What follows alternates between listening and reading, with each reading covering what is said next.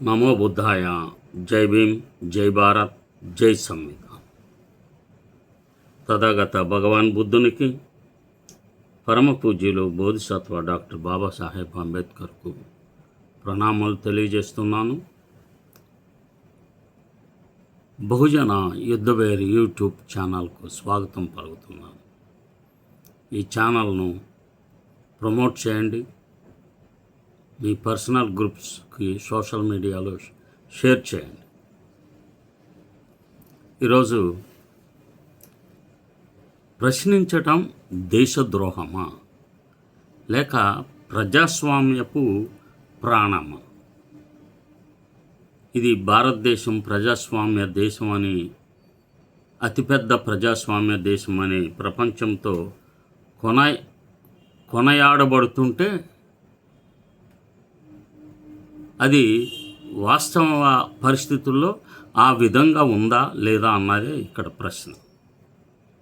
ప్రజాస్వామ్యానికి భావస్వేచ్ఛ ప్రకటన ఒక ప్రాణం. చైనాలో ప్రభుత్వాలకు వ్యతిరేకంగా మాట్లాడితే అది రాజద్రోహం అవుతుంది. కానీ ఇక్కడ డెమోక్రసీలో రైట్ ఆఫ్ క్వశ్చన్ చాలా ముఖ్యమైనది. ఈ విషయం పైన నేను ఈరోజు మాట్లాడాలని భావిస్తున్నాను.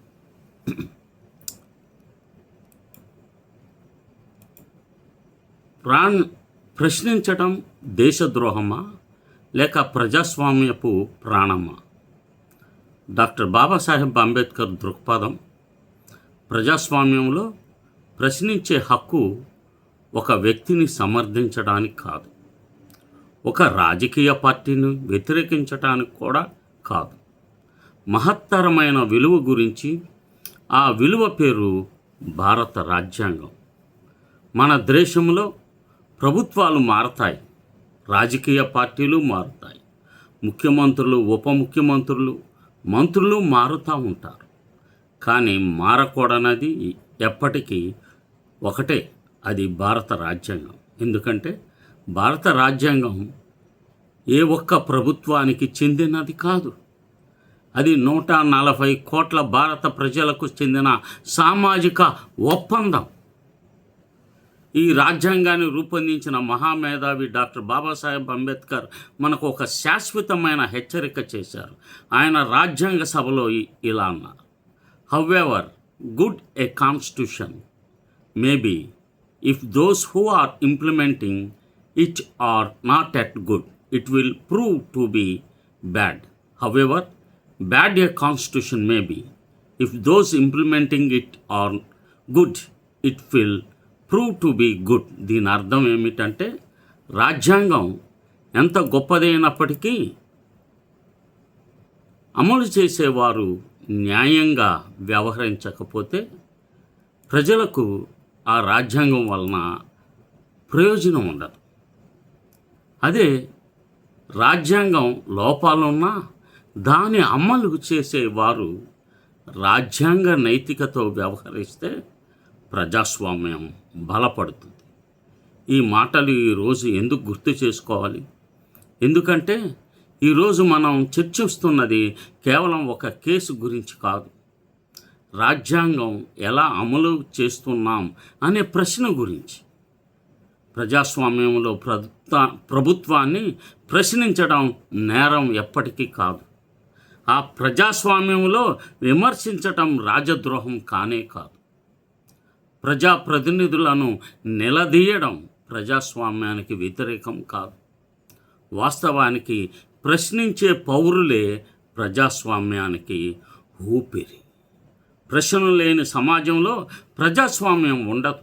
అక్కడ కేవలం అధికారమే ఉంటుంది. అందుకే భారత రాజ్యాంగంలోని ఆర్టికల్ 19(1)(a) ప్రతి భారతీయ పౌరుడికి భావ ప్రకటన స్వేచ్ఛను హామీ ఇచ్చింది.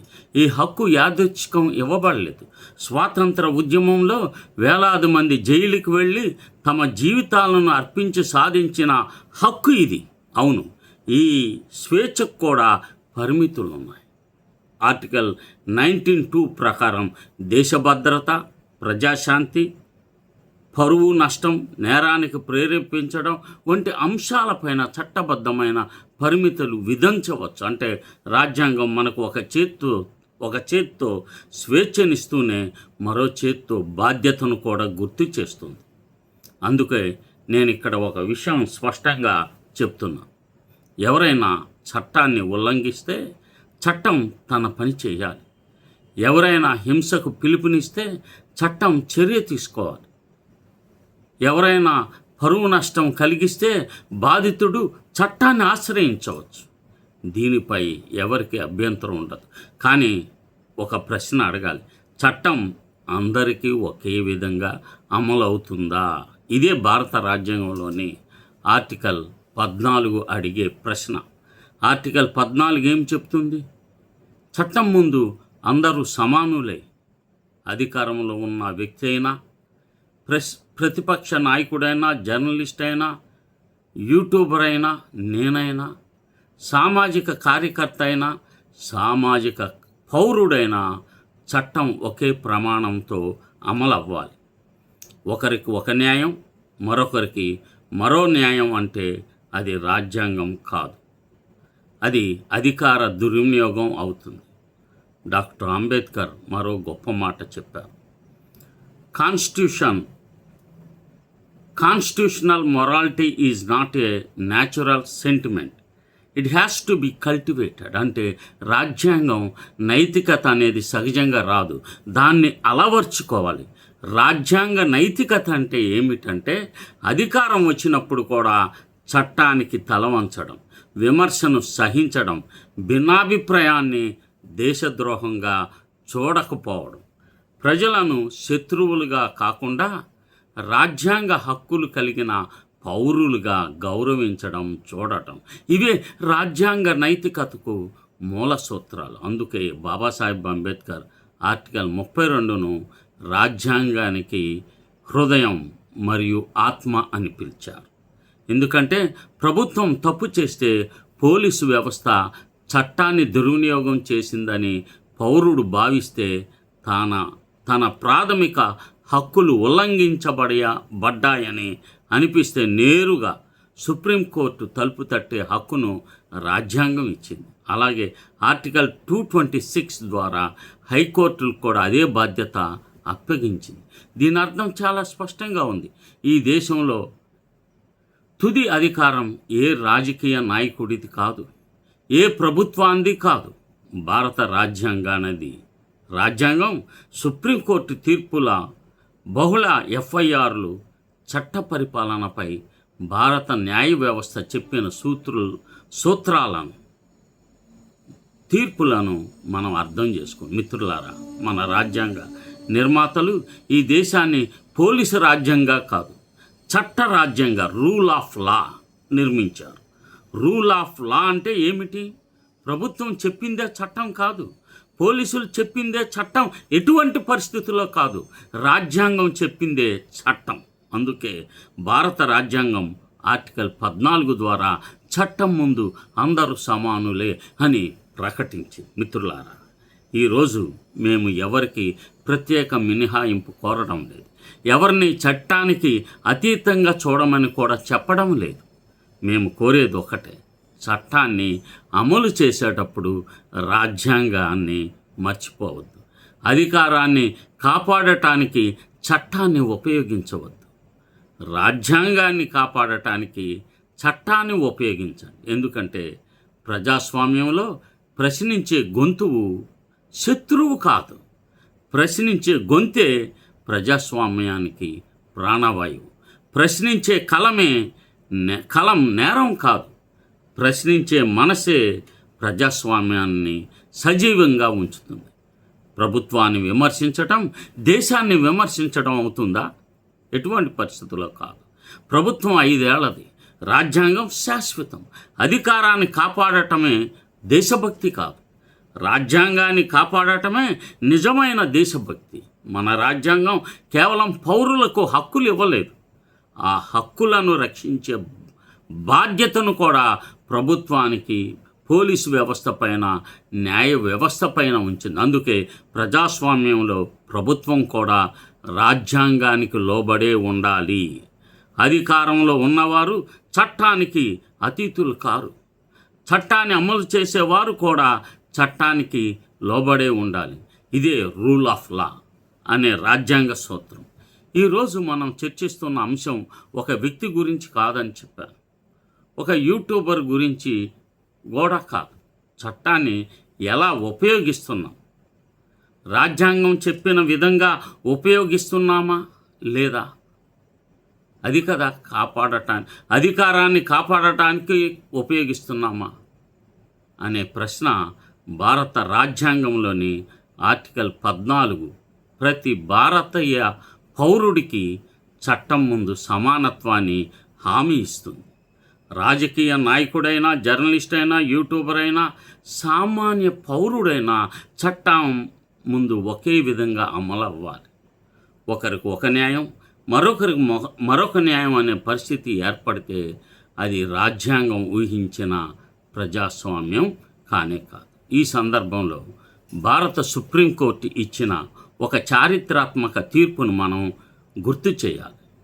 TT Antony versus state of Kerala 2001లో 6 SSC 181 కేసులో సుప్రీంకోర్టు ఒకే సంఘటనకు సంబంధించి పదే FIRలు నమోదు చేయడం, వేరువేరు ప్రాంతాల్లో అదే కారణంతో పునరావృత దర్యాప్తులు చేయడం చట్టబద్ధమైన విధానం కాదని స్పష్టం చేసింది.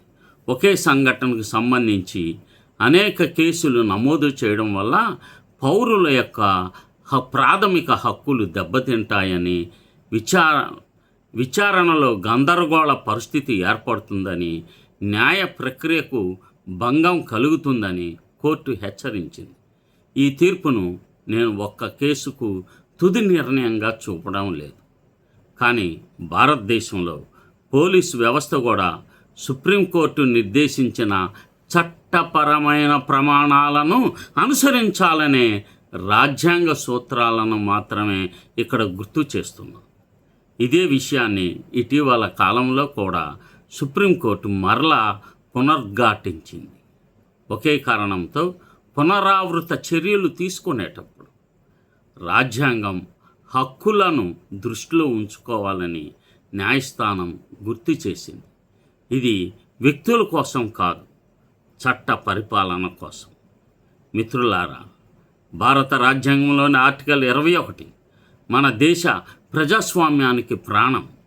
చట్టం నిర్దేశించిన విధానాన్ని అనుసరించకుండా ఎవరి జీవన హక్కును, వ్యక్తిగత స్వేచ్ఛను హరించరాదు. అది రాజ్యాంగం చెప్తుంది. ఈ ఆర్టికల్ను సుప్రీంకోర్టు అనేక తీర్పులలో చాలా విస్తరించింది. వ్యక్తిగత స్వేచ్ఛ ప్రజాస్వామ్యానికి మూల స్తంభం అని పదే తన తీర్పుల్లో చెప్పింది. అందుకే supreme court union of India versus KA Najib 2021 very latest 3 SC 713 కేసులో ఒక అత్యంత ముఖ్యమైన సూత్రాన్ని ప్రకటించింది. ఉపా వంటి ప్రత్యేక చట్టాలు ఉన్నప్పటికీ విచారణ అసాధారణంగా ఆలస్యమైతే వ్యక్తి సంవత్సరాల తరబడి విచారణ పూర్తి కాకముందే జైల్లో ఉండాల్సిన పరిస్థితి వస్తే రాజ్యాంగం ఆర్టికల్ 21 ప్రకారం కోర్టులు బెయిల్ ఇవ్వగలవని స్పష్టం చేసింది. అంటే దేశ భద్రత ఎంత ముఖ్యమో అంతే వ్యక్తిగత స్వేచ్ఛ కూడా అంతే ముఖ్యమని సుప్రీంకోర్టు ఈ కేసులో గుర్తు చేసింది. అదేవిధంగా Shreya Singhal versus union of India 2015 5 SSC 1 కేసులో సుప్రీంకోర్టు ఒక చారిత్రాత్మకమైన రాజ్యాంగ సూత్రాన్ని ప్రకటించింది.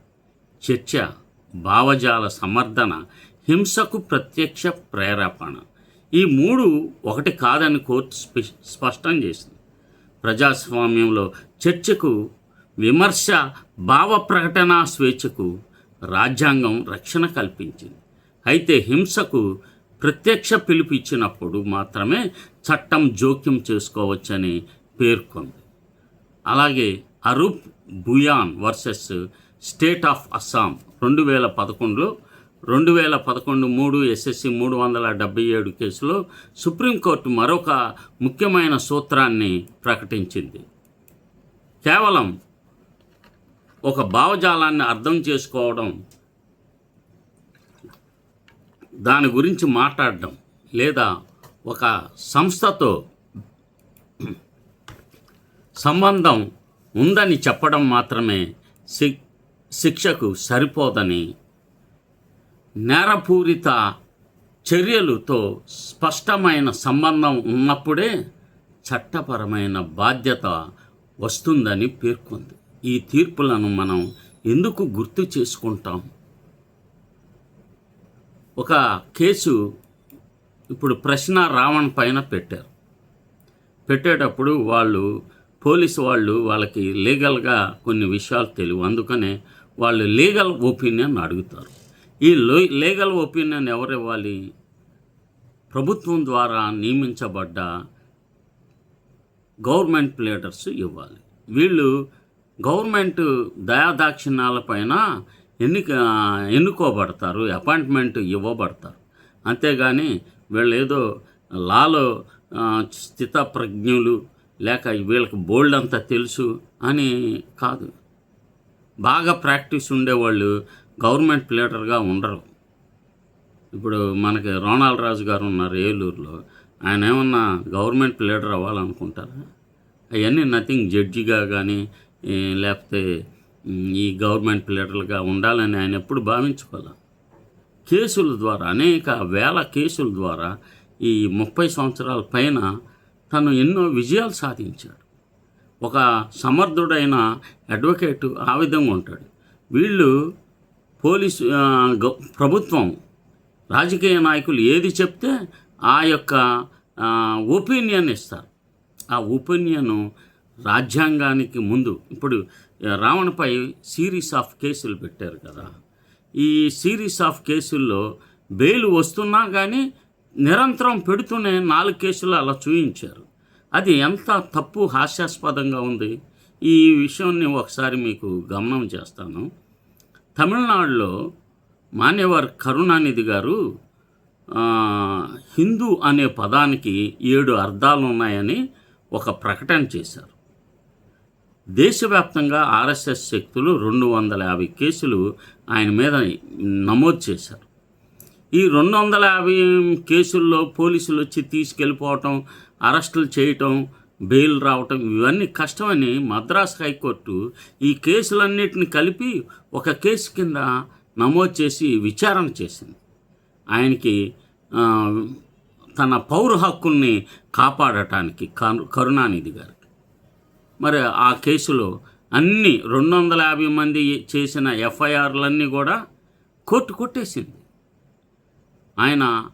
తను హిందూ పదానికి చెప్పిన అర్థాలన్నీ కూడా పర్షియన్ డిక్షనరీలో ఉన్నాయని చూపించారు.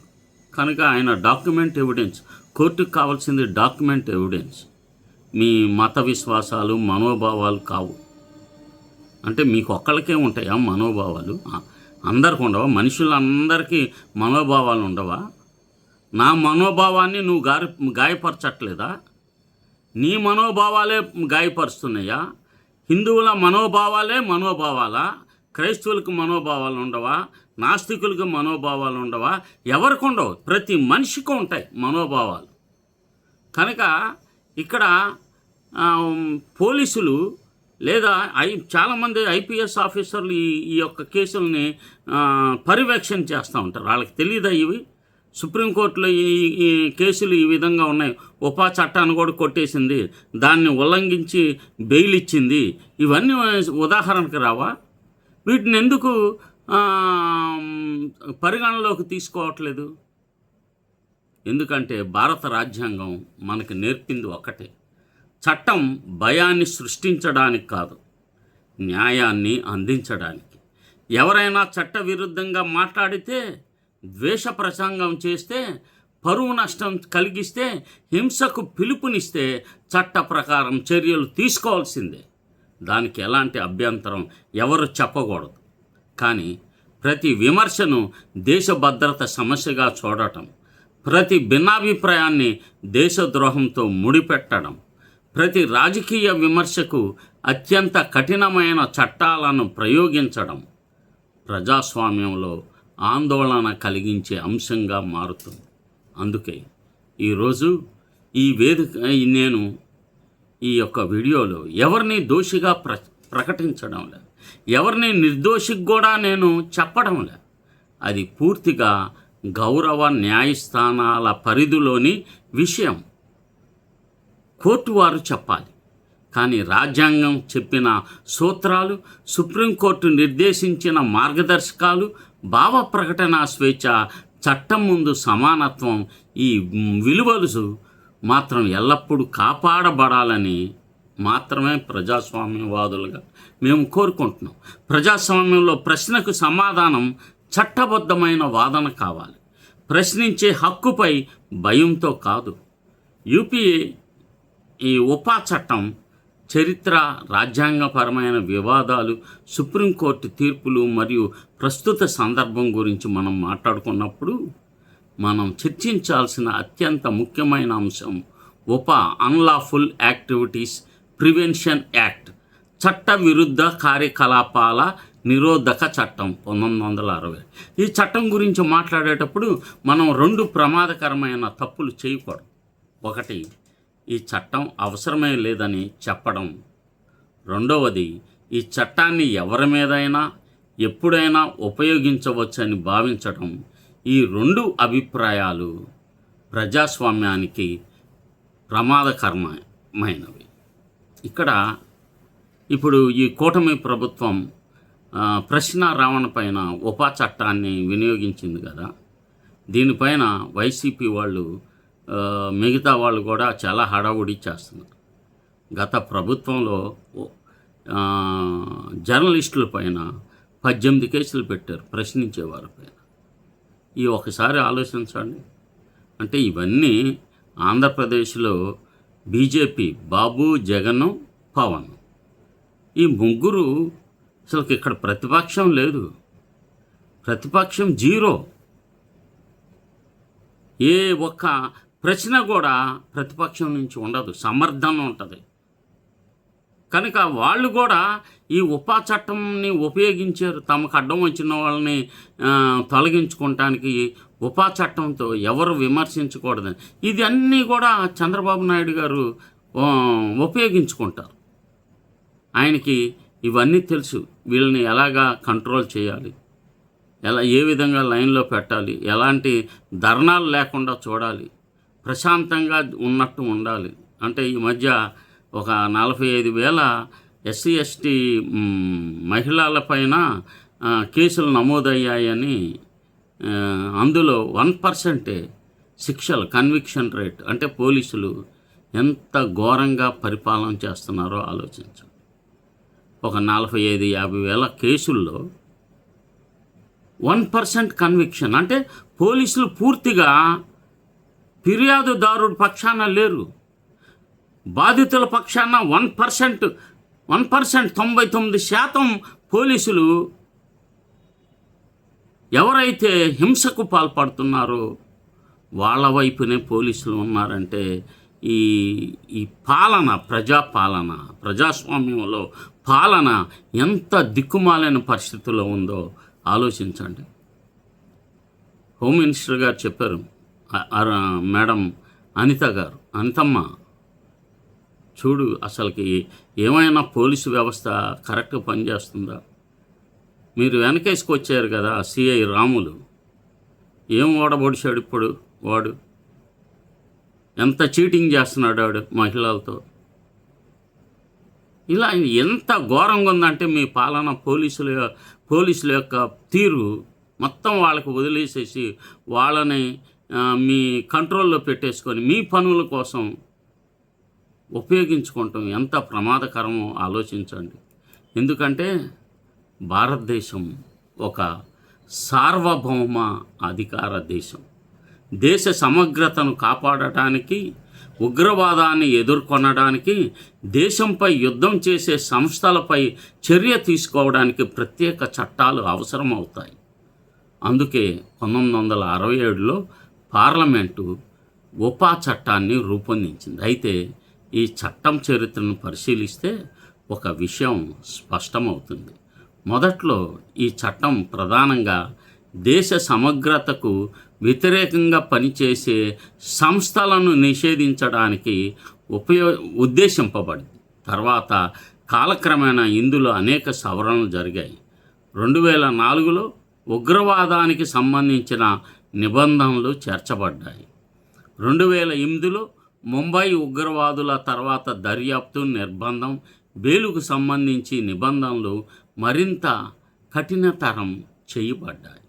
2019లో కేంద్ర ప్రభుత్వం చేసిన సవరణ ద్వారా సంస్థలతో పాటు వ్యక్తులను కూడా ఉగ్రవాదులుగా ప్రకటించే అధికారాన్ని చట్టంలో చేరింది. ఇది బీజేపీకి చాలా సానుకూలంగా మారింది, భయపెడుతుందన్నమాట. తనను ప్రశ్నించేవారిని భీమా కోరేగావ్లో వరవర్రావు గారిని, సాయిబాబా గారిని, ప్రొఫెసర్ సాయిబాబా, బాబాసాహెబ్ మనవడు వాళ్ళ అమ్మాయిని చేసుకున్న రమాబాయి అంబేద్కర్ని చేసుకున్న ఆనంద్ తేల్తుంబడే, అతను కూడా అరెస్ట్ చేసింది ఉపా చట్టం. వాళ్ళు ఈ ఉపా చట్టం కింద అరెస్ట్ అయిన వాళ్ళు సామాన్యులైతే బయటకు రావటం కష్టం, చనిపోవటమే. అలా చనిపోయిన వాళ్ళు కూడా ఫాదర్ స్టాన్లీ అనే ఒక ఆయన ఉన్నారు, ఇంకా చాలామంది ఉన్నారు. ఈ పరిణామాల వలన అంటే ఈ సవరణ ద్వారా 2019లో జరిగిన సవరణ ద్వారా సంస్థలతో పాటు వ్యక్తులను కూడా ఉగ్రవాదులుగా ప్రకటించే అధికారాన్ని చట్టంలో చేసింది. ఈ పరిణామాల వల్ల ఉపా చట్టం దేశ భద్రతకు సంబంధించిన ముఖ్యమైన కఠిన అత్యంత శక్తివంతమైన చట్టంగా మారింది. అదే సమయంలో పౌర హక్కుల సంఘాలు, న్యాయవాదులు, మాజీ న్యాయమూర్తులు, మానవ హక్కుల సంస్థలు ఒక ఆందోళన వ్యక్తం చేశాయి. ఆ ఆందోళన ఏమిటంటే, ఇది ఇంత శక్తివంతమైన చట్టాన్ని అమలు చేసేటప్పుడు అత్యంత జాగ్రత్త అవసరం. ఎందుకంటే ఈ చట్టంలోని కొన్ని నిబంధనలు సాధారణ క్రిమినల్ చట్టాల కంటే చాలా కఠినమైనవి. ఉదాహరణకు సెక్షన్ 43D(5) ఈ నిబంధన ప్రకారం బెయిల్ విషయంలో సాధారణ కేసులతో పోలిస్తే మరింత కఠిన ప్రమాణాలు వర్తిస్తాయి. అందుచేత ఈ నిబంధన భారత సుప్రీంకోర్టులో అనేక కేసులు వచ్చాయి. National Investigation Agency versus Zahoor Ahmad Shah Wali 2019 5 SSC 1 కేసులో సుప్రీంకోర్టు సెక్షన్ 43D(5)ను ఎలా వర్తింపజేయాలనే విషయంపై మార్గదర్శకాలను ఇచ్చింది. అయితే తర్వాత మరో ముఖ్యమైన తీర్పు వచ్చింది. Union of India versus KA Najib 2021 3 supreme court 713 case. ఈ తీర్పులో సుప్రీంకోర్టు ఒక అత్యంత ముఖ్యమైన రాజ్యాంగ సూత్రాన్ని ప్రకటించింది. ఉపా చట్టం కింద కేసు నమోదైతే కారణంతో ఒక వ్యక్తిని నిరవధికంగా జైల్లో ఉంచలేమని స్పష్టం చేసింది. విచారణ అసాధారణంగా ఆలస్యమైతే రాజ్యాంగంలోని ఆర్టికల్ 21 కింద ఉన్న వ్యక్తిగత స్వేచ్ఛను రక్షించాల్సిన బాధ్యత న్యాయస్థానాలపై ఉందని పేర్కొంది. ఈ తీర్పు మనకు ఒక గొప్ప సందేశాన్ని ఇస్తుంది. దేశ భద్రత ముఖ్యమే, అదే సమయంలో వ్యక్తిగత స్వేచ్ఛ కూడా అంతే ముఖ్యమని చెప్పింది. ఇంకొక చారిత్రాత్మకమైన తీర్పును కూడా మనం గుర్తు చేసుకోవాలి. Shreya Singhal versus union of India 2015. ఈ కేసులో సుప్రీంకోర్టు చెప్పిన ఒక వాక్యం భారత ప్రజాస్వామ్యానికి దిక్చూసిగా నిలిచిపోయింది. చర్చ, డిస్కషన్, సమర్థన, అడ్వొకసీ, హింసకు ప్రత్యక్ష ప్రేరేపణ, ఇన్సైట్మెంట్, ఈ మూడు ఒకటి కావు. ఒక భావజాలాన్ని విమర్శించవచ్చు, ఒక సంఘటనను విశ్లేషించవచ్చు, ఒక సామాజిక సమస్య గురించి మాట్లాడవచ్చు. ఇవి ప్రజాస్వామ్యంలో రక్షితమైన హక్కులు. అయితే హింసకు ప్రత్యక్షంగా పిలుపునివ్వడం, నేరానికి ప్రేరేపించడం పూర్తిగా వేరే విషయం. ఈ తేడాను గుర్తించకుండా చట్టాన్ని ప్రయోగించడం రాజ్యాంగ స్ఫూర్తికి విరుద్ధం అవుతుంది.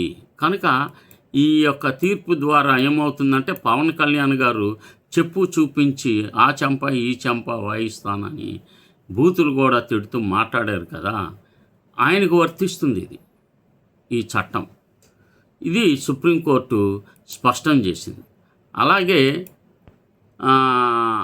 Arup Bhuyan versus state of Assam 2011 377 కేసులో కూడా సుప్రీంకోర్టు ఒక ముఖ్యమైన సూత్రాన్ని ప్రకటించింది. కేవలం ఒక భావజాలం గురించి మాట్లాడటం లేదా నిషేధిత సంస్థ గురించి ప్రస్తావించడం మాత్రమే శిక్షకు సరిపోదు. అంటే ఇక్కడ నక్సలైట్ల గురించి, వాళ్ళ త్యాగం గురించి మాట్లాడటం, ప్రస్తావించడం ఉపా చట్టాన్ని నమోదు చేయడానికి సరిపోదని సుప్రీంకోర్టు క్లియర్గా చెప్పింది. ఇప్పుడు ఆయన హెడ్మా గారు తమ్ముడు హెడ్మా అడవి బిడ్డ చాలా గొప్ప వ్యక్తి. బలిదానం, తన ప్రాణాన్ని ఈ సమాజం కోసం వెచ్చించాడు. అది హింసాయుక్త మార్గంలో. కనుక ఆ సందర్భంలో వారి భావజాలాన్ని నేనేమి గొప్పదని చెప్పట్లా. ప్రజాస్వామ్యబద్ధంగా ప్రవర్తించాల్సిన హెడ్మా హింసాయుత మార్గంలో వారు అనుకున్న లక్ష్యాన్ని నెరవేర్చడానికి ప్రయత్నం చేసి ప్రాణాలను బలిదానం చేశారు. అది కొంతమందికి ఆ హెల్ప్, వారి నుండి సహాయం పొందిన పీడిత కులాలకు అది ఎంతో బాధాకరంగా ఉంటుంది. అందుకనే వందలాది పాటలు వచ్చినాయి. ఆయన చనిపోయిన తర్వాత వందలాది మంది వ్యాసాలు, ఇంక్లూడింగ్ అన్ని ఈనాడు, జ్యోతి, సాక్షి, వీళ్ళందరూ పెద్ద పెద్ద బ్యానర్లు పెట్టి హెడ్మా గారి ఫోటో వేసి వ్యాసాలు రాసిన వాళ్ళే, ప్రచురించిన వాళ్ళే. మరి వాళ్ళందరి మీద పెడతారా మీరు కేసు? ఎంతోమంది యూట్యూబర్సు ఈ హెడ్మా చనిపోయినందుకు చాలా ఫీల్ అయ్యారు. దేశం నిర్ఘాంతపోయింది. నక్సలైట్లు అందరూ ఒకవైపు లొంగిపోతున్నారు. ఆధిపత్య కులాలకు సంబంధించిన అందరూ, వాళ్ళకి ప్రాణభిక్ష ఉంది, కానీ అడవి బిడ్డలకు మాత్రం ప్రాణభిక్ష లేదు. వాళ్ళని చంపుతున్నారు ఆ రోజుల్లో. ఇవన్నీ చర్చించవచ్చు. ఇది కనీసం ఇలాగా చర్చించవచ్చు, డిబేట్ చేయొచ్చు. ఒక టీవీలో కూర్చొని ఎదుటెటుగా దీన్ని డిబేట్ చేస్తూ ఉంటారు. మొత్తం ఛానల్స్, న్యూస్ ఛానల్స్ అంతా, ఇంగ్లీష్ ఛానల్స్ కానీ హిందీ ఛానల్స్ అందరూ చేస్తూ ఉంటారు. కనుక ఈ విషయాలు అర్థం చేసుకోవాలి. నేరపూరిత చర్యలకు ప్రత్యక్ష సంబంధం ఉండాలి అనే దిశగా కోర్టు తన అభిప్రాయాన్ని వ్యక్తం చేసింది. కనుక రావణ్పై ఈ కేసు ఎటువంటి పరిస్థితుల్లో చెల్లదు. ఈ తీర్పులను మనం ఎందుకు గుర్తు చేసుకుంటున్నామంటే, ఎందుకంటే ఉపా చట్టం వంటి చట్టం దేశాన్ని కాపాడటానికి ఉద్దేశింపబడి, అంటే ఈ ఎవడో పాకిస్తానోడో బంగ్లాదేశోడు మన మీదకి వస్తే వాడి మీదకి ఉపయోగించాలి, భిన్నాభిప్రాయాన్ని అణిచివేయడానికి కాదు. అదే సమయంలో ఒక వ్యక్తి ప్రవర్తన చట్టం పరిధిలోకి వస్తుందా లేదా అన్నది కోర్టులు సాక్ష్యాధారాల ఆధారంగా నిర్ణయించాల్సిన విషయం. రాజకీయ వేదికలు కాదు, మీడియా కూడా కాదు, మనం కూడా కాదు.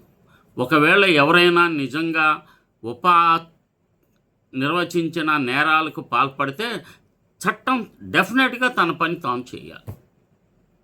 కానీ చట్టం వినియోగం రాజ్యాంగ సూత్రాలకు అనుగుణంగా ఉందా లేదా అనే ప్రశ్న అడగడం ప్రతి పౌరుడి హక్కు పైన ప్రజాస్వామ్యంలో ప్రశ్న అడగటం నేరం కానే కాదు. ఉదాహరణకు, ఒక ఈవ్ టీజింగ్ కేసులో ఒక యువకుడు ఈవ్ టీజింగ్ చేస్తున్నాడు. టీమ్స్ వచ్చినాయి, వాడిని పట్టుకొని పోయారు. వాడి తల్లిదండ్రులను పిలుస్తారు, కౌన్సిలింగ్ ఇస్తారు, వాడిని జైలుకి పంపిస్తారు. ఇంకా సివియర్ అయితే ఆ లెవెల్లోనే ఉంటుంది దాని యొక్క సెక్షన్స్ అన్నీ కూడా. కానీ ఈవ్ టీజింగ్ చేశాడని వాడిపైన పోక్సో కేసు పెట్టకూడదు కదా. అది ఈ ప్రభుత్వం ఇప్పుడు చేసింది. ఏదన్నా తప్పు మాట్లాడుంటే దానికి సంబంధించిన సెక్షన్లు పెట్టండి. అది నేరం అది మీ ప్రజాస్వామ్యాన్ని కాపాడుతున్నారనే భావన ఉంటుంది. ప్రశ్న అడగటం ప్రతి పౌరుడి హక్కు. ప్రజాస్వామ్యంలో ప్రశ్న అడగటం నేరం కాదు. ప్రశ్నను వినకుండా ఉండటమే ప్రజాస్వామ్యానికి ప్రమాదకరం. ప్రభుత్వాలను రక్షించడానికి ప్రమాణం చేయలేదు. మనందరం భారత రాజ్యాంగాన్ని రక్షించడానికి ప్రమాణం చేసి ఈ దేశంలో జీవిస్తున్నాం. రాజ్యాంగం బలంగా ఉంటేనే ప్రభుత్వాలు కూడా బలంగా ఉంటాయి. రాజ్యాంగం బలహీనపడితే ఏ ప్రభుత్వం కూడా ప్రజల విశ్వాసాన్ని నిలబెట్టుకోలేదు. చట్టాన్ని కఠినంగా అమలు చేయండి, కానీ రాజ్యాంగాన్ని మరింత కఠినంగా గౌరవించండి. దేశాన్ని కాపాడండి, కానీ దేశాన్ని కాపాడే రాజ్యాంగాన్ని కూడా కాపాడండి. అంతేగాని ఏదో ఇంకొక చెత్త రాజ్యాంగం రాయటం కాదు. ప్రశ్నించే గొంతును శత్రువుగా చూడకండి. ప్రజాస్వామ్యానికి అది అవసరమైన హెచ్చరిక గంటగా చూడండి. రావణ కేసు చట్టపరమైన ప్రశ్నలు, రాజ్యాంగ సూత్రాలు ప్రజాస్వామ్యానికి పరీక్ష. రావణ అనే వ్యక్తి దోషినా నిర్దోషినా అని తీర్పు చెప్పే హక్కు నాకు లేదు, మీకు లేదు, మీడియాకు అసలు లేదు, ప్రభుత్వానికి కూడా లేదు. ఆ హక్కు ఒక్క గౌరవ న్యాయస్థానానికే ఉంది. కానీ ఒక ప్రజాస్వామ్య పౌరుడిగా, ఒక మానవ హక్కుల కార్యకర్తగా, ఒక రాజ్యాంగాన్ని విశ్వసించే భారతీయుడిగా కొన్ని ప్రశ్నలు అడిగే హక్కు మాత్రమే మనకుంది. అదే హక్కును భారత రాజ్యాంగం ప్రతి పౌరుడికి ఇచ్చింది. మొదటి ప్రశ్న ఏమిటంటే, ఒక వ్యక్తిపై ఒకే తరహా ఆరోపణల నేపథ్యంలో వరుసగా కేసులు నమోదు చేయడం, ఒక కేసులో బెయిల్ వచ్చిన వెంటనే మరో కేసులో అరెస్టు చేయడం వంటి చర్యలు సుప్రీంకోర్టు నిర్దేశించిన చట్టపరమైన ప్రమాణాలకు అనుగుణంగా ఉన్నాయా? లేవు. ప్రభుత్వం తప్పు చేసింది. ఇదే ప్రశ్నను జాతీయ మానవ హక్కుల కమిషన్కు కూడా ఒక వినతి పత్రం ద్వారా విజ్ఞప్తి చేయడం అందరికీ తెలిసింది. ఈ వినతి పత్రంలో T T Antony versus state of Kerala 181 తీర్పు, అలాగే తాజా సుప్రీంకోర్టు పరిశీలన ప్రస్తావిస్తూ ఒకే కారణంతో బహుళ ఎఫ్ఐఆర్లు నమోదు చేయడం రాజ్యాంగ హక్కులపై ప్రభావం చూపుతుంది అనే అంశాన్ని పరిశీలించాలని చాలామంది మానవ హక్కుల హ్యూమన్ రైట్స్ కోర్టులను కోరారు. ఈ అంశాన్ని పరిశీలించాల్సిన స్వతంత్ర న్యాయస్థానాలు. రెండవ ప్రశ్న, భావ ప్రకటన స్వేచ్ఛకు గీత ఎక్కడ? భారత రాజ్యాంగంలోని ఆర్టికల్ 19(1)(a) ప్రతి పౌరుడికి భావ ప్రకటన స్వేచ్ఛను ఇచ్చింది. అదే సమయంలో ఆర్టికల్ 19(2)లో కొన్ని పరిమితులు కూడా విధించింది. అంటే విమర్శ చేయడం ఒకటి, హింసకు పిలుపునివ్వడం మరొకటి. ఈ రెండు మధ్య తేడాను ప్రతి కేసులో కోర్టులు సాక్ష్యాల ఆధారంగా నిర్ణయిస్తాయి.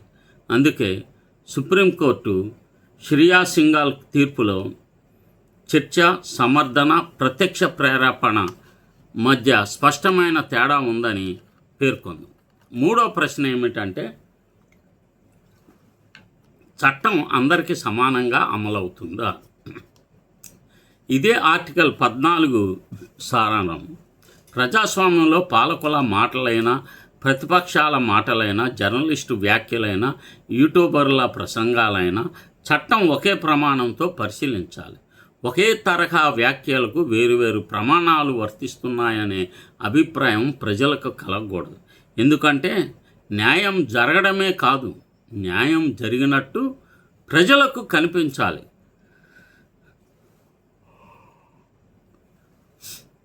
ఈ సూత్రం న్యాయ వ్యవస్థకు మూలాధారం. ఈ సందర్భంలో నేను ఒక విషయాన్ని చాలా స్పష్టంగా చెప్తున్నాను. ఎవరైనా వ్యక్తి పరువు నష్టం కలిగించేలా మాట్లాడితే, ద్వేష ప్రసంగం చేస్తే, హింసకు పిలుపునిస్తే అందుకు భారతీయ న్యాయ వ్యవస్థ న్యాయ సంహిత చట్టాలు ఉన్నాయి. అవసరమైతే పరువు నష్ట దావా వేయవచ్చు, సంబంధిత నేరాలపై కేసులు నమోదు చేయవచ్చు. కానీ అత్యంత కఠినమైన చట్టాలను ఉపయోగించే ముందు ఆ చట్టం ఉద్దేశం, దాని అవసరం, దాని ప్రభావం అన్నీ కూడా న్యాయపరంగా పరిశీలించబడాలి. ఇక్కడ ఏబి వెంకటేశ్వర్ల గారు రిటైర్ అయిపోయారు. ఆయన ఈ మధ్య రాజకీయాల్లోకి వచ్చారు. తన అభిప్రాయాన్ని కుండబద్దలు కొట్టారు. కాన్స్టిట్యూషన్ని వాళ్ళు వైలేట్ చేస్తున్నారు అని ఘంటాపథంగా చెప్పారు. అలాగే ఇవాళ పివి సునీల్ కుమార్ గారు కూడా తన అభిప్రాయాన్ని, అంటే వీళ్ళందరూ ఎన్నో ఉపా కేసులను స్టడీ చేసి ఉంటారు. వచ్చిన బ్యాడ్ ఏంటంటే వీళ్ళు ఎంత స్టడీ చేసి కూడా ఈ రాజకీయ నాయకుల మాటలు విని వాళ్ళని సంతృప్తిపరచడానికి అదే పెట్టాల్సిన కేసులు పెట్టకుండా, పెట్టాల్సిన సెక్షన్లు నమోదు చేయకుండా కఠినమైన సెక్షన్స్ పెట్టి వీళ్ళు చాలా బాధ కలిగించే పనులు చేస్తున్నారు. కనుక ఇక్కడ మనం ఒక విషయాన్ని మరవకూడదు. పోలీసులు ప్రభుత్వం యొక్క రాజకీయ విభాగం కాదు, అది గుర్తుంచుకోవాలి. పోలీసులు రాజ్యాంగం కింద పనిచేసే చట్టం అమలు సంస్థ. వారి విధేయత ఏ రాజకీయ పార్టీకి కాదు. భారత రాజ్యాంగానికి ఒక ప్రభుత్వం మారితే పోలీసులు మారరు, కానీ రాజ్యాంగం పట్ల వారి బాధ్యత మాత్రం ఎప్పటికీ ఒకేలాగా ఉండాలి. నేను ఇక్కడ ప్రభుత్వం పట్ల కూడా ఒక వినయపూర్వకమైన విజ్ఞప్తి చేస్తున్నాను. విమర్శను శత్రుత్వంగా చూడకండి. ప్రజాస్వామ్యంలో అధికారాన్ని బలపరిచేది భయం కాదు, విశ్వాసం. విశ్వాసాన్ని పెంచేదే చట్టబద్ధమైన, పారదర్శకమైన, సమానమైన చట్ట అమలు. ప్రజలు ప్రభుత్వం మీద నమ్మకం కోల్పోవడం కంటే పెద్ద ప్రమాదం మరొకటి లేదు. మీడియా మిత్రులారా, మీ బాధ్యత కూడా చాలా గొప్పది. ప్రశ్నించే హక్కును కాపాడేది మీడియాని. ఒక వ్యక్తి గురించి వార్త రాయడం కాదు. ప్రజాస్వామ్య విలువలను కాపాడడం మీడియా యొక్క చారిత్రక బాధ్యత. ప్రశ్నించే గొంతు మీది కూడా. ఆ గొంతు భయపడే పరిస్థితి ఎప్పుడూ రాకూడదు. చివరిగా నేను ఈ వేదిక నుంచి ఒక విషయం మాత్రమే చెప్తున్నాను. రావణ్ దోషిన నిర్దోషిన అనేది కోర్టు నిర్ణయిస్తుంది. మాజీ జడ్జి జడా శ్రావణ్ కుమార్ గారు కాదు. కానీ ఆ నిర్ణయం వచ్చేంత వరకు భారత రాజ్యాంగం ఇచ్చిన హక్కులు, చట్ట ప్రక్రియ, సమానత్వం, వ్యక్తిగత స్వేచ్ఛ అన్నీ కూడా గౌరవించబడాలి. అదే ప్రజాస్వామ్యం, అదే రాజ్యాంగం. డాక్టర్ బాబాసాహెబ్ అంబేద్కర్ మనకిచ్చిన హెచ్చరికను మరొకసారి గుర్తు చేసుకుంటూ నేను ఈ మాటలు ముగిస్తున్నాను. అధికారాన్ని కాపాడేది చట్టం కాదు, చట్టాన్ని కాపాడేది రాజ్యాంగం, రాజ్యాంగాన్ని కాపాడేది ప్రజల అప్రమత్తత. ఈరోజు నా విజ్ఞప్తి ఎవరికి వ్యతిరేకంగా కాదు. చట్టం, రాజ్యాంగానికి లోబడి పనిచేయాలి. పోలీసు వ్యవస్థ నిష్పక్షపాతంగా ఉండాలి. భావ ప్రకటన స్వేచ్ఛ రక్షింపబడాలి. ప్రజాస్వామ్యంలో ప్రశ్నించే హక్కు సజీవంగా ఉండాలి. అదే భారత రాజ్యాంగానికి మనం చెల్లించే నిజమైన నివాళి. చట్టం అందరికీ సమానమా, లేక అధికారంలో ఉన్నవారికి ఒక న్యాయం, ప్రశ్నించే వారికి మరొక న్యాయమా? ప్రజాస్వామ్యంలో అత్యంత ప్రమాదకరమైన పరిస్థితి ఏమిటంటే ప్రజలు చట్టం అందరినీ సమానంగా అమలవడం లేదు అని భావించడం. చట్టం మీద ప్రజల విశ్వాసం దెబ్బతింటే ప్రజాస్వామ్యానికి అది పెద్ద ముప్పు.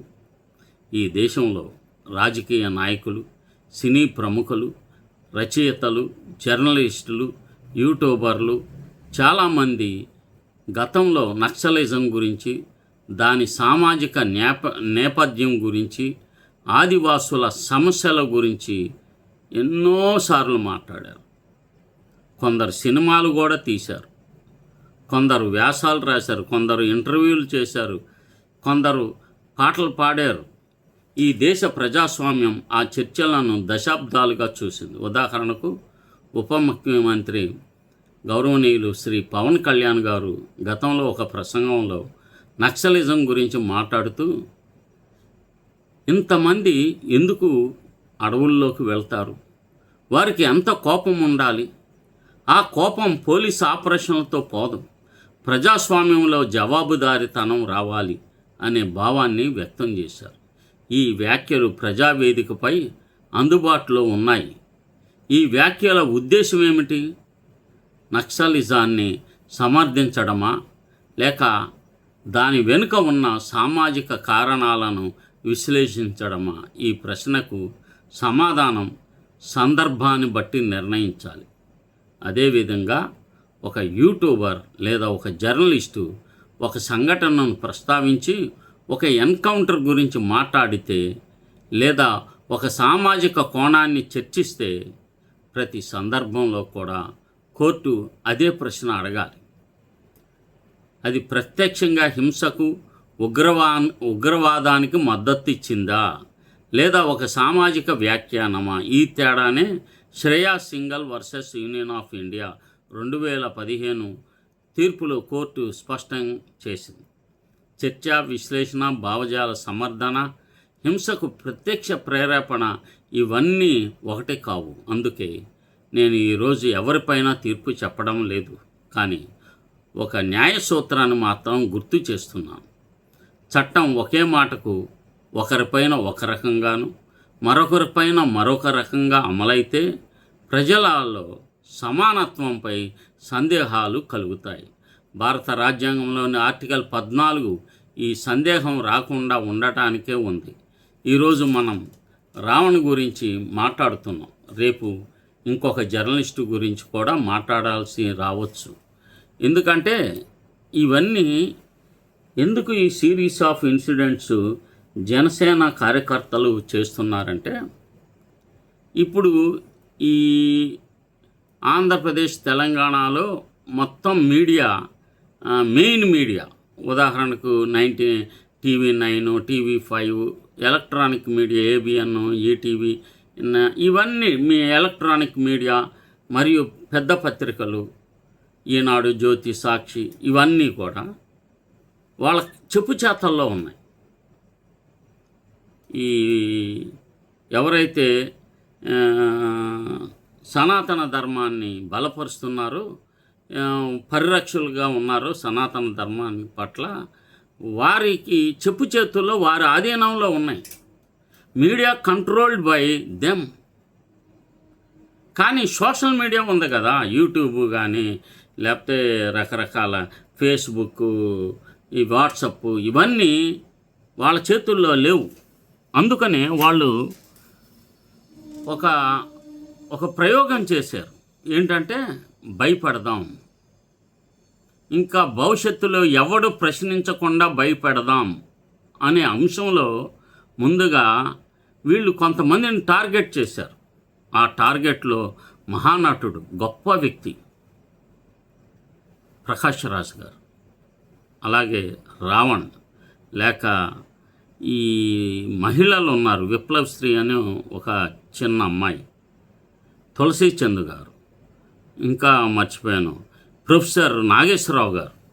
వీళ్ళందరినీ భయపెట్టి ఇక నుంచి ఇట్లాంటివి యూట్యూబ్స్లో ఎక్కడా రాకూడదని చెప్పి ఒక భయం పుట్టించాలని, భయాన్ని రేకెత్తించాలని ప్రయత్నం చేశారు.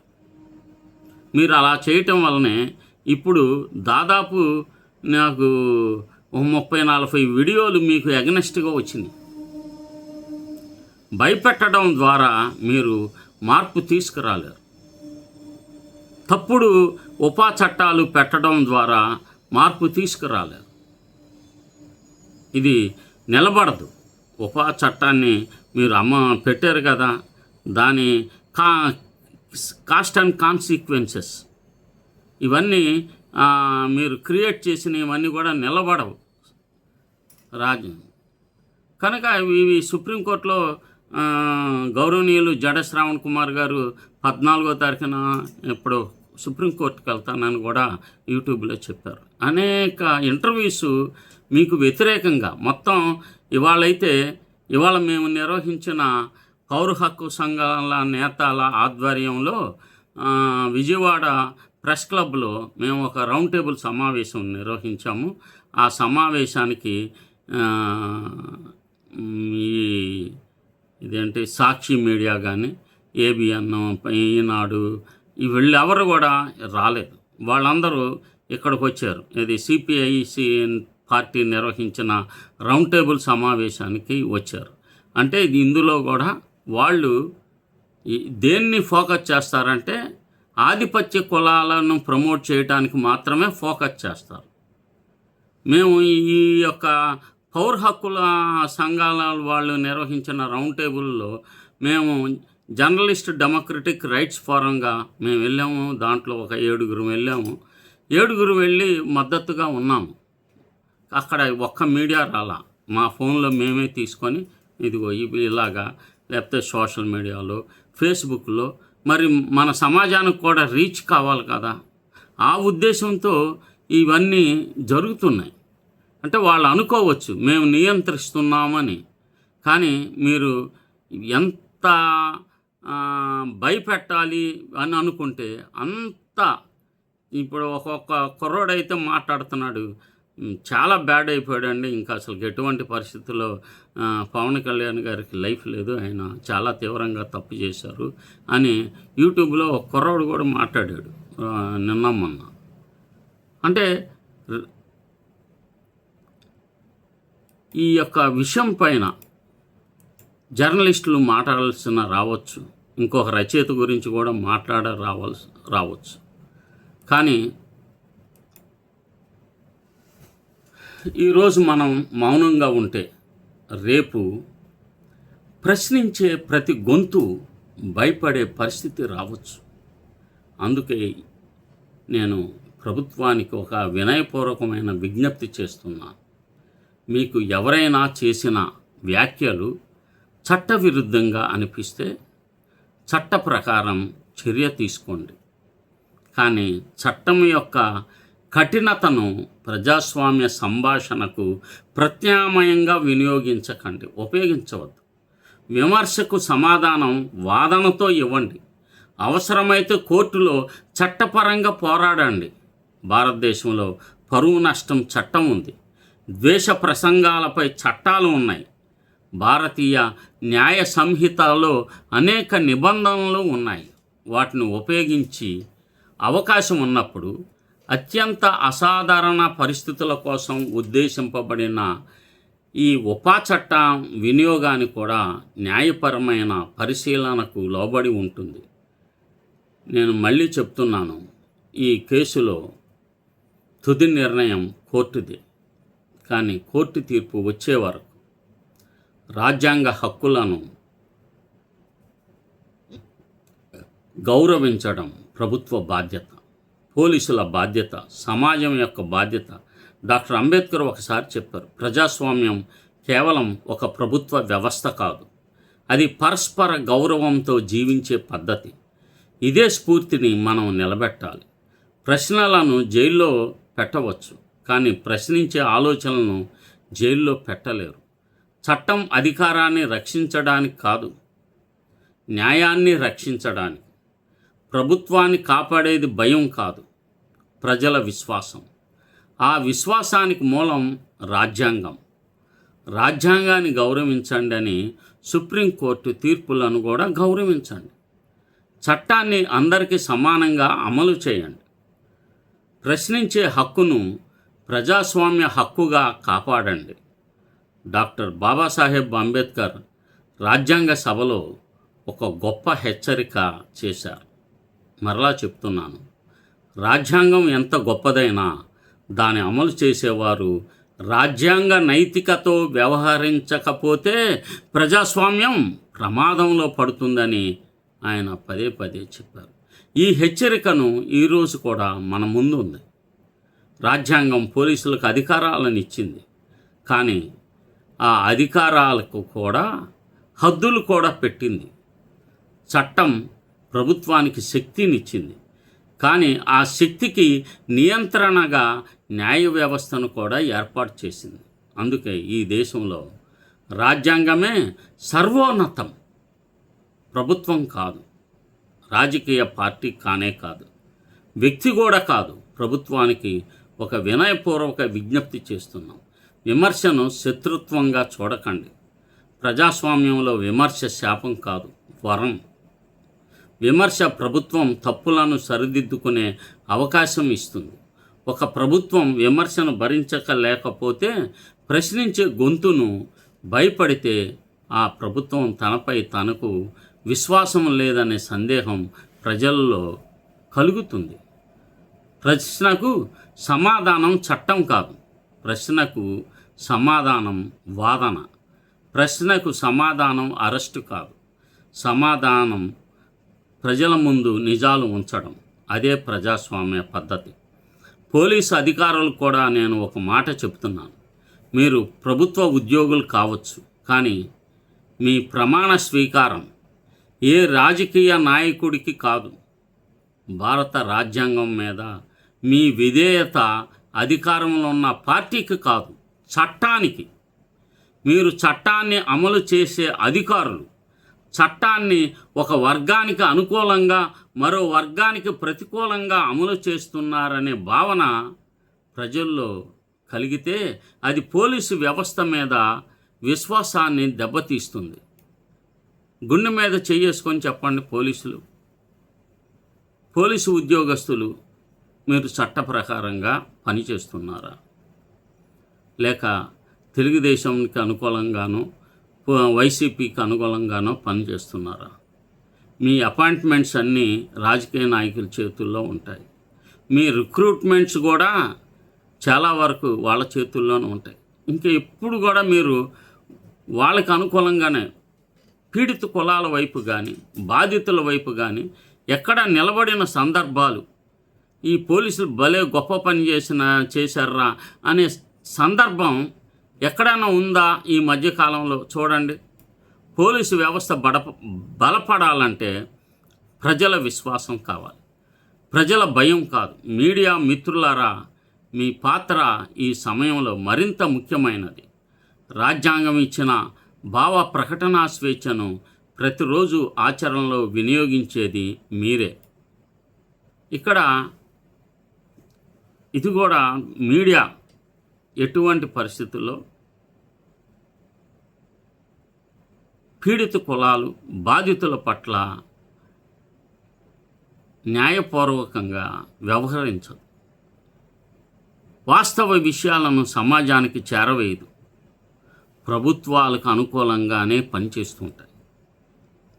జర్నలిస్టులపైన దాడి జరిగిన ఆ తోటి జర్నలిస్టు రాడు. ఎందుకంటే ఆ జర్నలిస్టుకి కావాల్సింది ప్రభుత్వం యొక్క సమ్మతి. ప్రభుత్వం రాజకీయ నాయకుడు ఊడింగం చేస్తే ఏమైనా 4 డబ్బులు వస్తాయి. కనుక జర్నలిస్టు మిత్రులు కూడా ఏదన్నా ఒక అంశం వస్తే, ఒక యూట్యూబర్కి ఒక అంశం ఒక ఇబ్బంది కలిగిందంటే మరొక యూట్యూబరు వాడిని వ్యతిరేకించడానికి పనిచేస్తాడు. అంతేగాని వాడి హక్కుని నిలబెట్టడానికి మరో ఏ యూట్యూబర్ పనిచేయడు. అదే విచిత్రం. నా దగ్గర ప్రింట్ మీడియా గ్రూప్ అనే ఒకటి ఉంది. అందులో 450 పత్రికలు ఉంటాయి, డిజిటల్ సోషల్ మీడియా పత్రికలు. వీళ్ళెవరు ప్రభుత్వాలకు వ్యతిరేకంగా నేను రాసేయి లేదా నేను ప్రశ్నించే అంశాలను ప్రచురణ చేయరు, వార్తలు కూడా ప్రచురణ చేయరు. అసలు ఎలాగ ఉంటుందంటే ఇంకా వాళ్ళ గురించి చెప్పటమే చాలా కష్టంగా ఉంటుంది. కనుక జర్నలిస్టుల కలం స్వేచ్ఛగా లేకపోతే ప్రజాస్వామ్యం కూడా స్వేచ్ఛగా ఉండదు. కనుక మన కలం స్వేచ్ఛగా ఉండాలి అనుకుంటే ప్రజాస్వామ్యం కూడా స్వేచ్ఛగా ఉండదు. అందుకే ఈరోజు ఒక యూట్యూబర్ గురించి మాట్లాడుతున్నప్పుడు రేపు అదే పరిస్థితి ఒక విలేకరు కూడా రాకూడదనే ఆందోళనతో మాట్లాడాలి. మనం వ్యక్తులను కాదు, సుప్రీంకోర్టు న్యాయ తీర్పులను కూడా కాపాడాలి. ఎందుకంటే వ్యక్తులు మారిపోతూ ఉంటారు, న్యాయస్థానాలు కోర్టు తీర్పులు శాశ్వతం. ఈ సందర్భంగా సుప్రీంకోర్టు తీర్పులను మరోసారి గుర్తు చేస్తున్నాను. TT Antony versus state of Kerala 2001లో 181 తీర్పులో ఒకే సంఘటనకు సంబంధించి పునరావృత ఎఫ్ఐఆర్లు, ఒకే విషయంపైన పదే ఎఫ్ఐఆర్లు నమోదు చేసిన పోలీసులందరిపైన చర్య తీసుకోవాలి. న్యాయస్థానం జాగ్రత్తగా వ్యవహరించాలని చెప్పింది. Shreya Singhal versus union of India 2015 ఈ తీర్పులో భావజాల సమర్థన ప్రత్యక్ష హింసకు ప్రేరేపణ మధ్య తేడాను స్పష్టం చేసింది. అప్పుడు మాత్రం హింసకు పిలిపిస్తే మాత్రమే ఈ ఉపా చట్టం పెట్టాలి. Arup Bhuyan versus state of Assam ఈ కేవలం భావజాలంతో అనుబంధం మాత్రమే సరిపోదని, అంటే ఆ భావజాలంతో అనుబంధం ఉంటే సరిపోదు. Union of India versus K N Najib వ్యక్తిగత స్వేచ్ఛ రాజ్యాంగానికి కేంద్ర బిందువు అని గుర్తు చేసింది. ఈ తీర్పులు ఒక కేసు కోసం ఇవ్వబడినవి కావు, భారత ప్రజాస్వామ్యానికి మార్గదర్శకాలు. అందుకే నా విజ్ఞప్తి కూడా అది. ఈ కేసులో ఎవరు గెలుస్తారు, ఎవరు ఓడిపోతారు అనేది రేపటి విషయం. కానీ ఈరోజు గెలవాల్సింది భారత రాజ్యాంగం మాత్రమే, నిలవాల్సింది చట్టపరమైన పరిపాలన మాత్రమే, కాపాడాల్సింది భావ ప్రకటన స్వేచ్ఛ, సమానంగా అమలవ్వాల్సింది చట్టం. మనం ఒక ఆధునిక ఆంధ్రప్రదేశ్ను నిర్మించాలా, లేక భయంతో నోరు మూసుకొని సమాజాన్ని నిర్మించాలా అనే ప్రశ్నను ఈరోజు మనమందరం మనమే అడగాలి. ఆధునిక సమాజం అంటే ప్రతి ఒక్కరూ ఒకే అభిప్రాయాన్ని కలిగి ఉండడం కాదు, భిన్నాభిప్రాయాలతో కలిసి జీవించడం. అదే ప్రజాస్వామ్యం, అదే రాజ్యాంగం, అదే డాక్టర్ అంబేద్కర్. ప్రశ్నించే మనిషిని జైలుకు పంపవచ్చు, కానీ ప్రశ్నను మాత్రం జైలుకు పంపలేరు. ఒక జర్నలిస్టును మౌనంగా ఉండవచ్చు, అదే మాట్లాడొద్దురా అని వాడిని గతమాయించవచ్చు, కానీ సత్యాన్ని శాశ్వతంగా మౌనం చేయలేరు. ఒక యూట్యూబ్ ఛానల్ను మూసివేయవచ్చు, కానీ ఆ ఆలోచనను మూసివేయలేరు. రాజ్యాంగం బ్రతికున్నంతకాలం ప్రశ్నించే హక్కు కూడా బతికే ఉంటుంది. రాజ్యాంగానికి బాధ్యత వహించే వ్యవస్థగా ఉద్దేశించి ఒక వినయపూర్వక విజ్ఞప్తి చేస్తున్నాను. చట్టాలను కఠినంగా అమలు చేయండి, కానీ రాజ్యాంగాన్ని ఇంకా కఠినంగా గౌరవించండి. అధికారాన్ని కాపాడటానికి కాదు, ప్రజాస్వామ్యాన్ని కాపాడటానికి చట్టాన్ని ఉపయోగించండి. భయాన్ని కాదు, నమ్మకాన్ని పెంచండి. ఎందుకంటే చరిత్రలో నిలిచేది ఎప్పుడు కూడా అధికారం కాదు, రాజ్యాంగాన్ని గౌరవించిన ప్రభుత్వాలే. చరిత్ర మనకు ఒక గొప్ప పాఠాన్ని నేర్పింది. ప్రపంచంలో ఏ నియంతృత్వ వ్యవస్థ ఒక్క రోజులో ఏర్పడాల. ప్రతి నియంతృత్వం ఒకే విధంగా ప్రారంభమైంది. మొదట ప్రజలను ప్రశ్నించకుండా చేయడం జరిగింది, తర్వాత విమర్శను దేశద్రోహంగా చిత్రీకరించింది, ఆ తర్వాత చట్టాలను ఆయుధాలుగా మార్చుకున్నారు, చివరికి ప్రజలు మాట్లాడడానికి భయపడే పరిస్థితిని తీసుకువచ్చింది. ప్రజాస్వామ్యం ఒక్కసారిగా చనిపోదు. ప్రశ్నించే గొంతులు ఒక్కొక్కటిగా మౌనమవుతున్నప్పుడు ప్రజాస్వామ్యం నెమ్మదిగా బలహీనపడుతుంది. అందుకే భారత రాజ్యాంగ నిర్మాతలు అధికారాన్ని ఒకే చేతిలో పెట్టలేదు.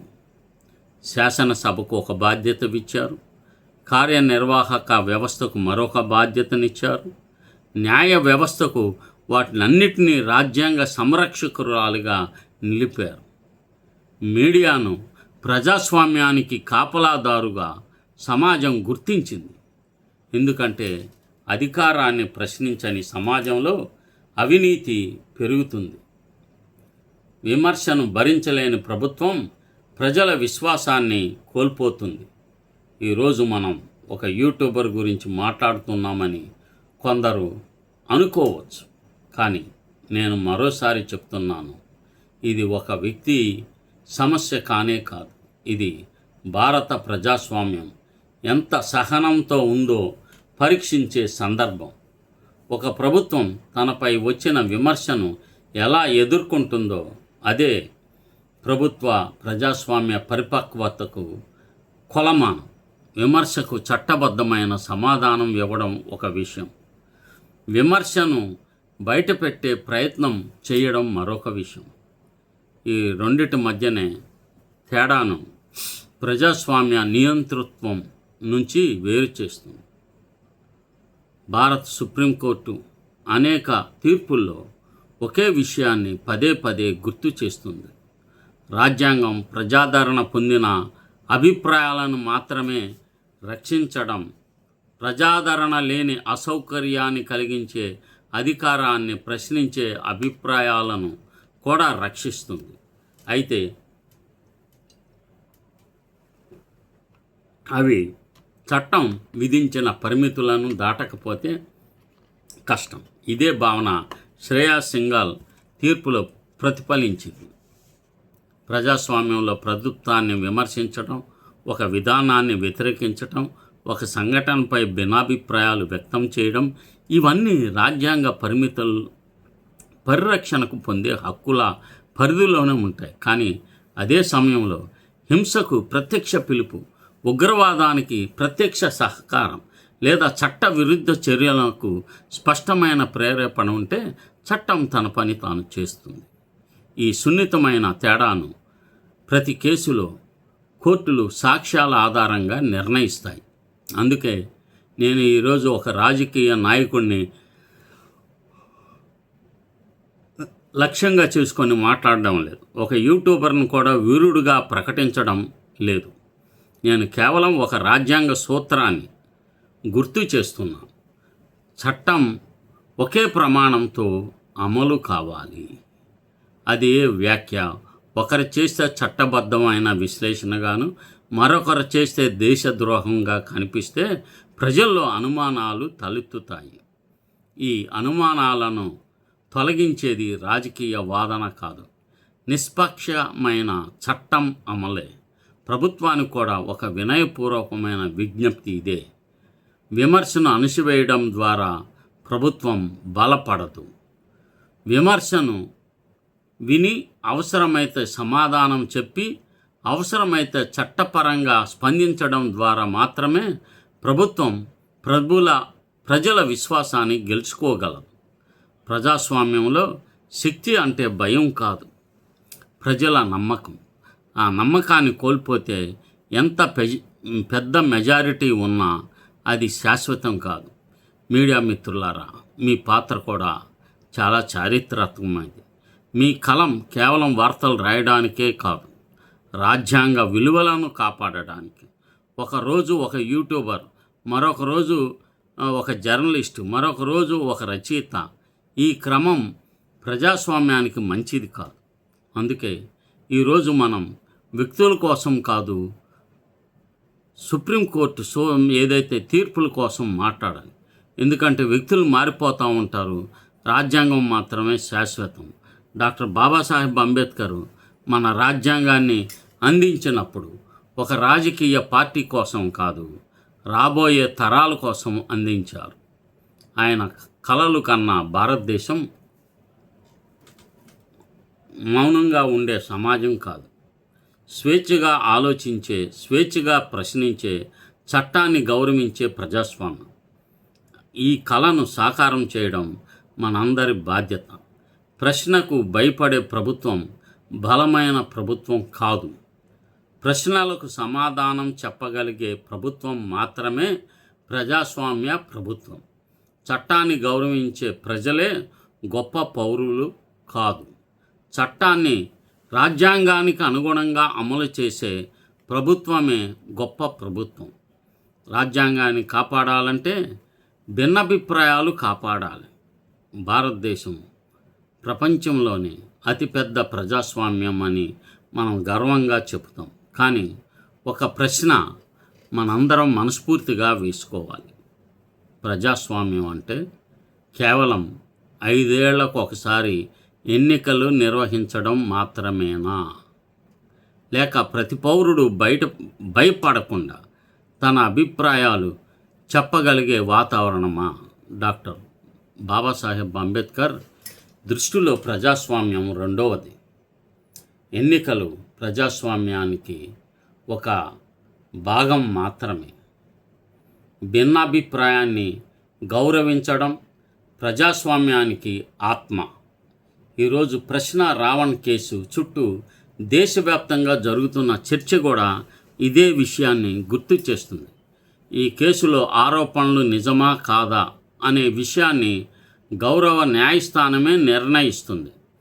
కానీ ఈ ప్రశ్నను మాత్రం మనం అడగాల్సింది: ఒక వ్యక్తి చేసిన ప్రసంగం, ఒక యూట్యూబ్ వీడియో యొక్క సామాజిక వ్యాఖ్యానం, ఒక రాజకీయ విమర్శ, ఇవి ఎప్పుడు రాజ్యాంగం కల్పించిన భావ ప్రకటన స్వేచ్ఛ పరిధిలో ఉంటాయి. ఎప్పుడు చట్టవిరుద్ధంగా మారతాయి. ఈ గీతను గీయడం చాలా బాధ్యతాయుతమైన పని. అందుకే ప్రజాస్వామ్య దేశంలో ఈ నిర్ణయాన్ని రాజకీయ నాయకులు తీసుకోరు, పోలీసులు కూడా తుది నిర్ణయం తీసుకోరు, చివరికి కోర్టులే నిర్ణయిస్తాయి. ఇక్కడ ఒక విషయాన్ని మనం మర్చిపోకూడదు.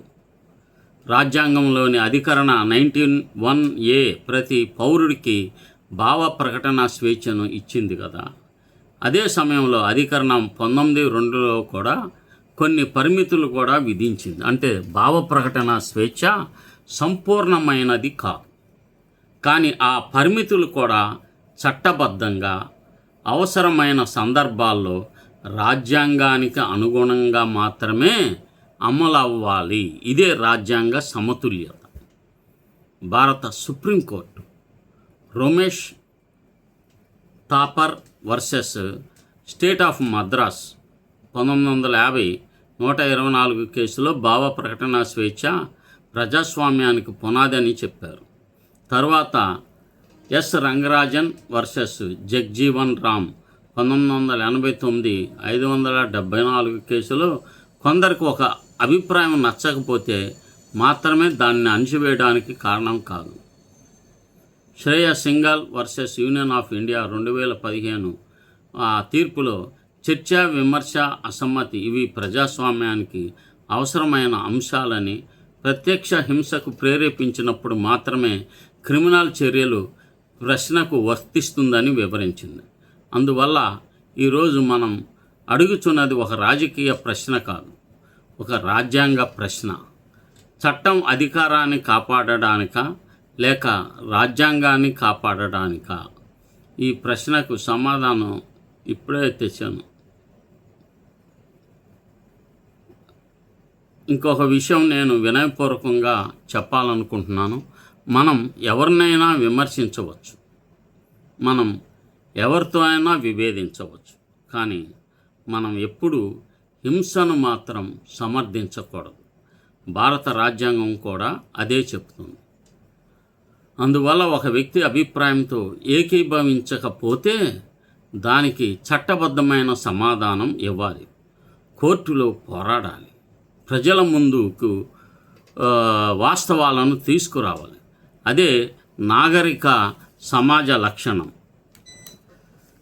మిత్రులారా, డాక్టర్ అంబేద్కర్ ఒక గొప్ప మాట చెప్పారు. రాజ్యాంగం విజయవంతం కావాలంటే రాజ్యాంగ నైతికత సమాజంలో బలపడాలి. రాజ్యాంగ నైతికత అంటే అధికారంలో ఉన్నప్పుడు కూడా చట్టాన్ని సమానంగా అమలు చేయడం. మనకు నచ్చిన వారికి ఒక చట్టం, నచ్చని వారికి మరొక చట్టం ఉండకూడదు.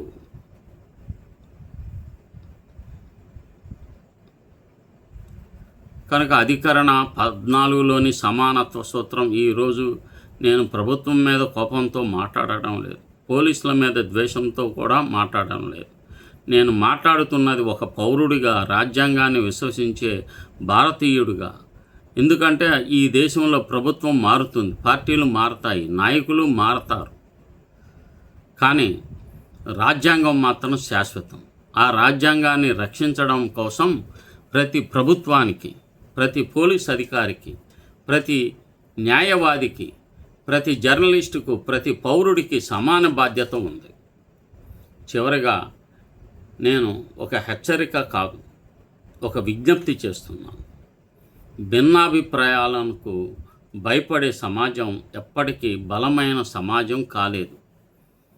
ప్రశ్నలు వినగలిగే సమాజమే అభివృద్ధి చెందింది.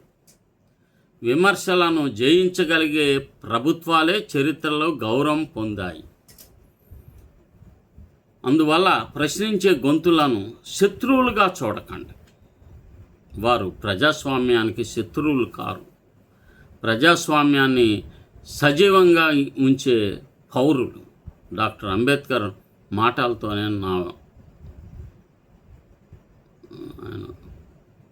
కనుక ఈ స్వేచ్ఛ, సమానత్వం, సౌభాతృత్వం ఈ 3 విడదాయం రాని విలువలు. స్వేచ్ఛ లేకుండా సమానత్వం ఉండదు, సమానత్వం లేకుండా న్యాయం ఉండదు, న్యాయం లేకుండా ప్రజాస్వామ్యం నిలబడదు. అందుకే ఈరోజు మనందరం ఒకే మాట చెప్పాలి, చట్టం ఉండాలి, కానీ అది రాజ్యాంగానికి లోబడి ఉండాలి. పోలీసులు ఉండాలి, కానీ చట్టానికి లోబడి ఉండాలి. ప్రభుత్వం ఉండాలి, కానీ ప్రజలకు జవాబుదారీగా ఉండాలి. ప్రశ్నలు ఉండాలి, ఎందుకంటే ప్రశ్నలే ప్రజాస్వామ్యానికి ప్రాణవాయువు. నమో బుద్ధాయ, జై భీమ్. ఈ యొక్క ఛానల్ను సబ్స్క్రైబ్ చేయండి, షేర్ చేయండి, లైక్ చేయండి. మన ప్రజలందరికీ తెలియచేస్తారని చెప్పి విజ్ఞప్తి చేస్తున్నాను. నమో బుద్ధాయ, జై భీమ్.